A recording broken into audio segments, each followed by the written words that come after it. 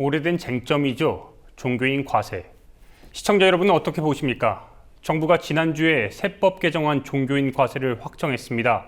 소득세법에 아예 기타 소득의 하나로 종교소득을 넣은 건데 납세자 연맹 등 시민단체는 이걸로는 부족하다면서 서명운동에 돌입했습니다. 종교인 과세 문제와 관련해 교회개혁 실천연대 집행위원장 구교영 목사와 함께 이야기 나눠보도록 하겠습니다. 안녕하십니까? 안녕하세요. 네, 와주셔서 반갑고요. 일단은 구 목사님, 네. 우선 목사님은 어떻게 보십니까? 종교인 과세에 대해서. 저는 이 문제가 이렇게 오랫동안 쟁점이 된다는 것 자체가 말이 안 된다고 생각을 합니다. 원래 이 세금이라는 게 소득이 있으면 국민 누구에게나 필요한 만큼의 과세가 주어지는 건데 어떤 사람은 내야 되고 어떤 사람은 본인이 내지 않겠다고 얘기하면 내지 않을 수 있다는 게 상식적으로 말이 안 되는 거거든요. 정부에서는 제발 내달라고 그러고 그 종교인들은 마치 모두의 주장도 사실은 아닌데 안 내도 된다 또는 안 내겠다라고 말한다는 게 너무 오랫동안 쟁점이 된다는 것 자체가 이거는 굉장한 특권 의식이고 잘못된 처사라고 생각을 합니다.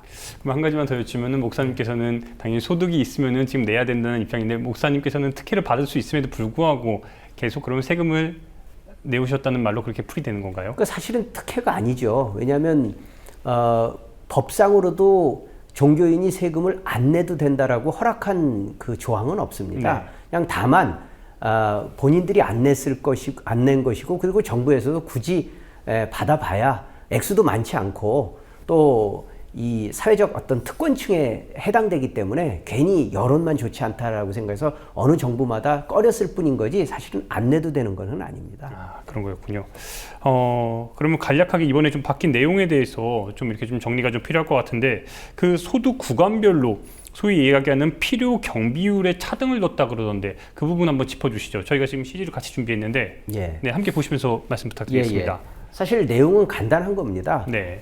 일단 기본적으로는 그 종교인들이 세금을 내는 부분에 대한 저항감이 많기 때문에 이번에도 이 내용을 종교인들의 어떤 종교소득이라는 그런 조항을 새로 만들어서 네. 종교인들의 어떤 특수한 그 소득이라는 것을 일단 인정하면서도 그러나 또 세금이라는 그런 측면에서도 내야 된다라는 그런 항목을 만든 거죠. 네, 지금 보시면은 그렇습니다. 일반적으로도 우리가 소득이 많은 곳에는 더 많이 과세를 하고 적은 분들은 이제 좀 적게 배려를 해주는 형태가 있는 것처럼 여기에도 지금 표에도 나와 있는 맨 위에 부분입니다.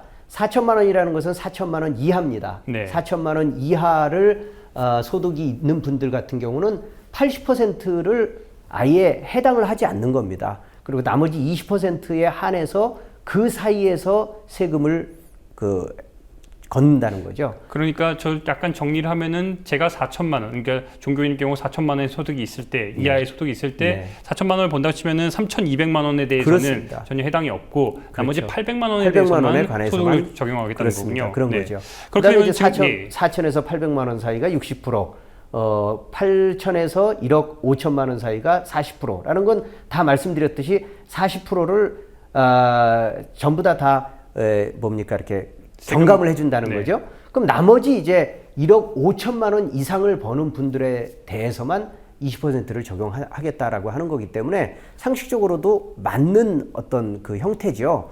그러나 문제는 저것조차도 실제적으로 일반인들이 내는 그 과표에 비한다면 상당히 경감된 형태의 부분임에도 불구하고 저것을 낼 수 있다, 안 내도 된다라는 그런 논란이 있다는 것 자체가 국민들에게는 상식적으로 납득이 안 되는 거죠. 네, 지금 목사님 말씀 주신 대로 이 때문일까 시민단체, 특히 납세자 연맹이죠.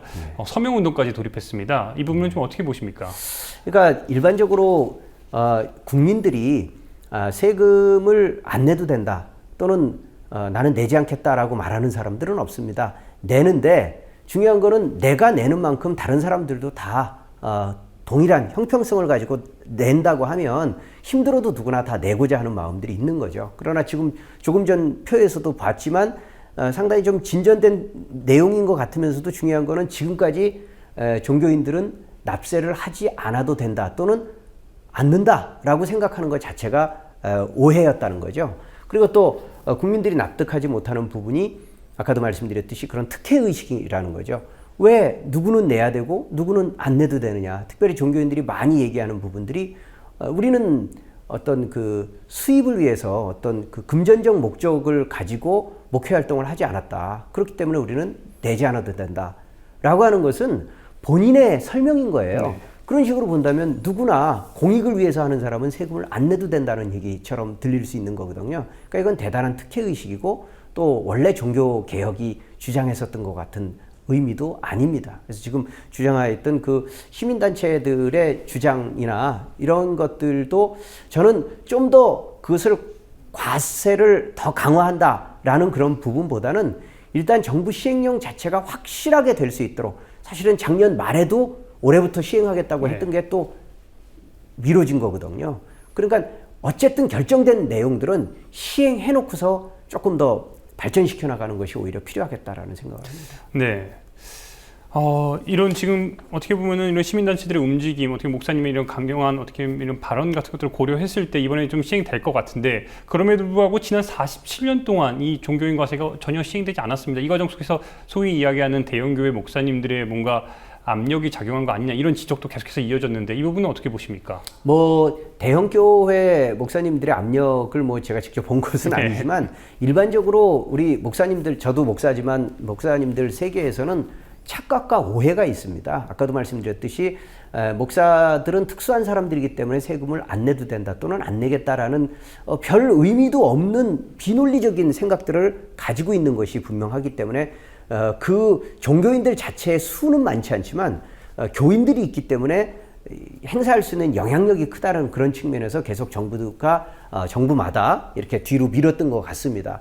사실 권위주의 정부가 있을 때마다 지금도 마찬가지지만 이 액수에 비해서 행사하는 어떤 영향력이나 사회적 여론이 크다 보니까 자꾸 이렇게 뒤로 미루는 그 습관들이 있어 왔던 것이 지금까지 된 거기 때문에 저는 올해도 정부가 저렇게 국민들의 반발에 못 이겨서 발표는 또 했지만 또 어느 순간에 시행도 해보기 전에 또 백지화되는 일이 저는 있을 수도 있다고 생각을 합니다. 그래서 아까도 말씀드렸듯이 분명히 저것은 미흡한 아니지만 더 강화하고 더 올바르게 개선하기 이전에 최소한 이번에 낸 시행령만큼이라도 반드시 시행할 수 있도록 그렇게 시작하는 것이 저는 꼭 필요하다고 생각합니다. 네.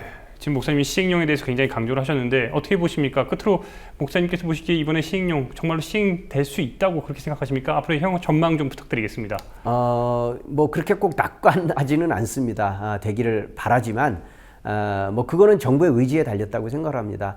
얼마든지 최근에 이 어쨌든 교계의 입장은 조금씩 달라진 것 같아요. 불과 한 5년 10년 전만 하더라도 절대 못 낸다라고 했다가 요즘에는 상당히 반발들이 많다 보니까 사실은 교회 안에도 일반 우리 성도들 같은 경우는 내야 된다는 입장이 많습니다.